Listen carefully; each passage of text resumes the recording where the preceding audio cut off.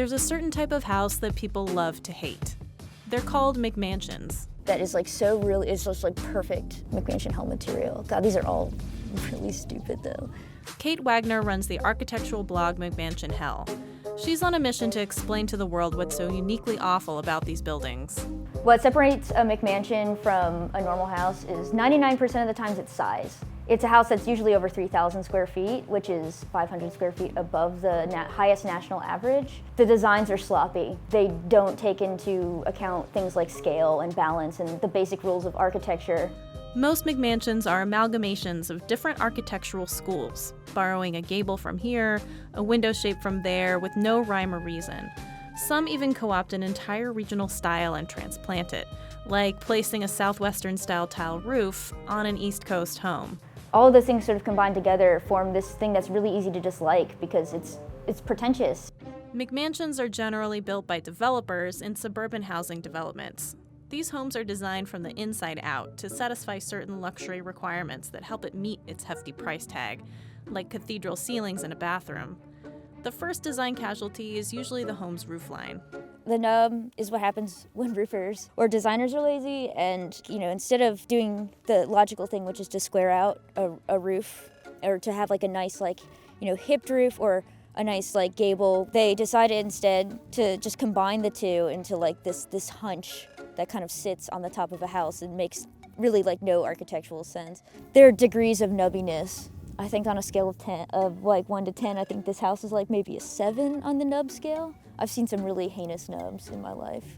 Other hallmarks of the McMansion include mismatched windows, turrets, a 2-story entryway that Kate likes to call the lawyer foyer, and columns. Lots and lots of columns. Here we have some columns that are carry significant visual weight, right? And they're holding up nothing but a slab of foam. It's foam. The McMansion and a lot of the little attributes to it, like the big columns and the huge 2-story entryway, are a direct metaphor for a bank. You think about how a bank looks, you have this stately, this is where the money is kept. And so it's this is where my money is. This is my money. None of the columns are actually load-bearing.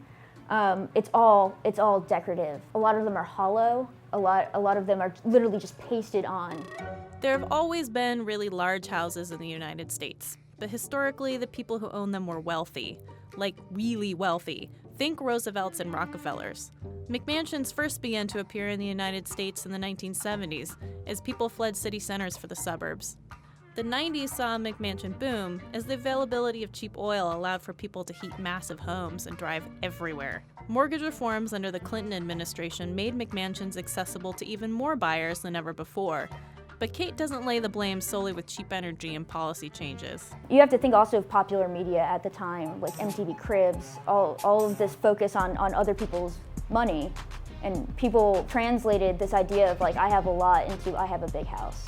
Welcome, MTV. I was always an HGTV kid. I've been fascinated with houses my whole life. Probably a little too much. HGTV started mostly as an arts and crafts kind of channel. Things like shabby chic, how to upcycle a dresser, how to make cute outfits for your cats. That all changed in 1999 when House Hunters premiered. That took off. This was part of the reality TV craze of the 2000s. So I'm gonna do something kind of radical. I'm gonna go buy a house. And if you look at those old episodes of HGTV, you can see the sort of economic bubble even in its prime form as a primary source. I've done all my numbers and I know I'll be fine as long as I'm responsible. And I am responsible, so it'll go very well. When we look back on these things, it's yes, we were documenting them the whole time, but not from the angle that we thought we were.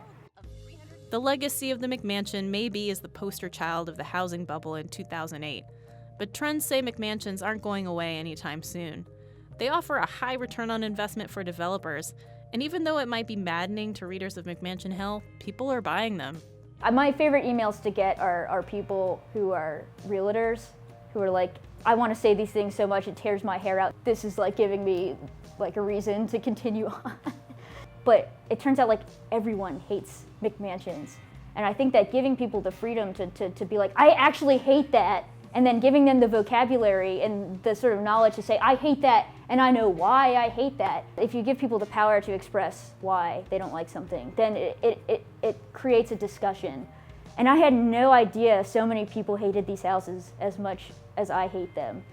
And now everyone has to suffer alongside of me because now they will forever notice that the shutters won't actually close over the window.